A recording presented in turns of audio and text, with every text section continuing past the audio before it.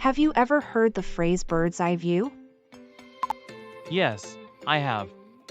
It means to see something from a high vantage point. That's right. The phrase comes from the perspective of a bird flying high in the sky. It's often used to describe a comprehensive and panoramic view of something. Exactly. For example, if you're on top of a mountain, you can see a bird's eye view of the surrounding landscape. The idiom is commonly used in business and marketing to describe a broad and strategic perspective of a project or situation. It's also used in art and design to describe a top-down view of a scene or object. The idiom emphasizes the importance of taking a step back and looking at things from a different perspective.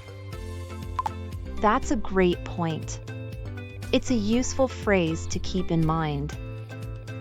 Definitely. It's a simple yet effective way to communicate a broad and strategic perspective.